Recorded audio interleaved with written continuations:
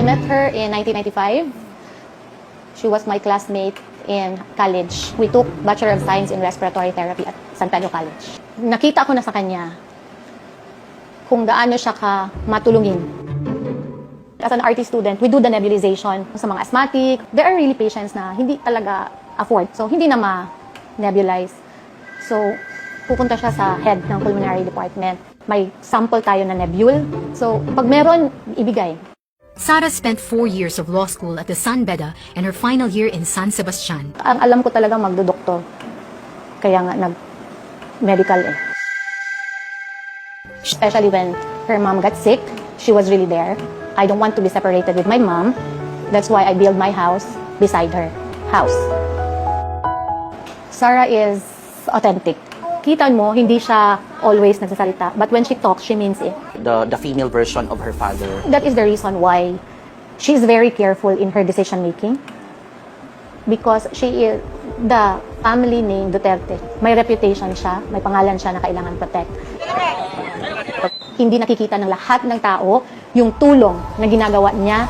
Ang sitwasyon po sa aking anak, meron po siyang clip lip.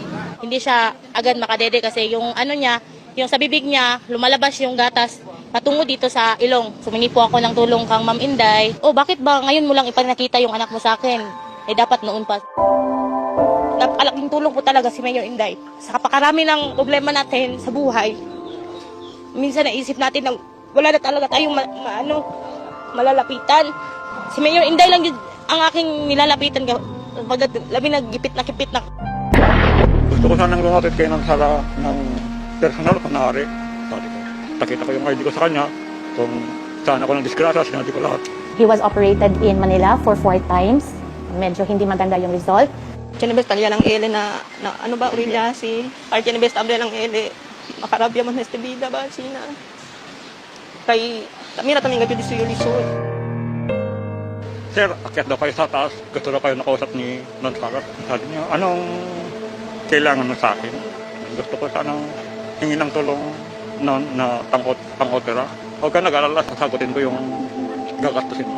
Mga 800 to 900,000 na ang nagastos ni Mayor.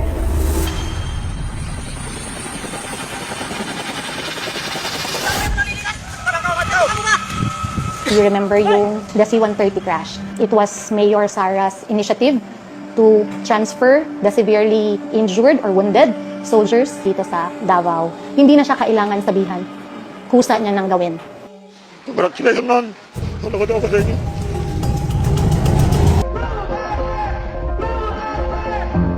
Dili ako ang pinakamaayo nga mayor.